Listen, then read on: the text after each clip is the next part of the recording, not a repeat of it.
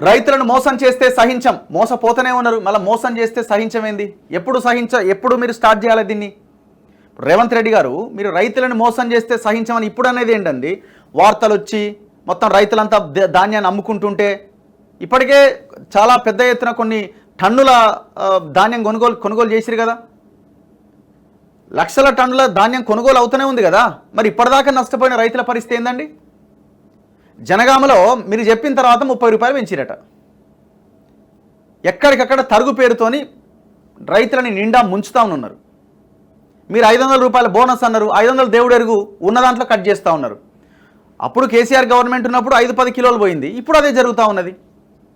ఇప్పుడు అన్ని వార్తలు వచ్చి మళ్ళీ జనాలు రోడ్ల మీదకి వచ్చిన తర్వాత రైతులు ఏంది ఇది అని అన్న తర్వాత మేము ఇప్పుడు సహించమంటే ఎట్లా?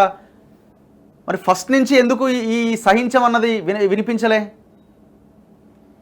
వడ్లను తక్కువ ధరకు కొంటే ట్రేడ్ లైసెన్సులు రద్దు, కస్టమ్ మిల్లింగ్ నిలిపేసి బ్లాక్ లిస్టులో పెడతాం, మిల్లర్లు ట్రేడర్లకు సీఎం రేవంత్ రెడ్డి హెచ్చరిక.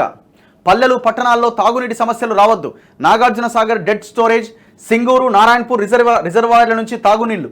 రాబోయే 2 నెలలు అలర్ట్గా ఉండాలి, ప్రభుత్వానికి చెడ్డ పేరు తెచ్చేలా వ్యవహరిస్తే వేటు తప్పదు, ఎక్కడైనా ఫిర్యాదు వస్తే వెంటనే పరిష్కరించాలి.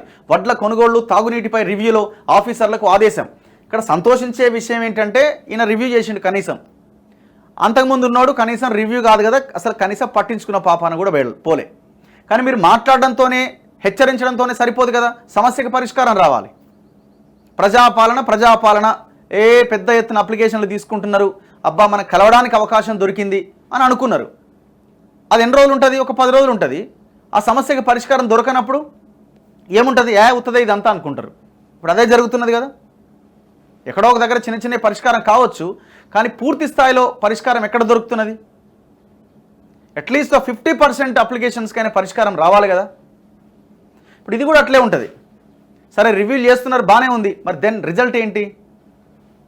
ఆ రిజల్ట్ ఏమైనా వస్తున్నదా?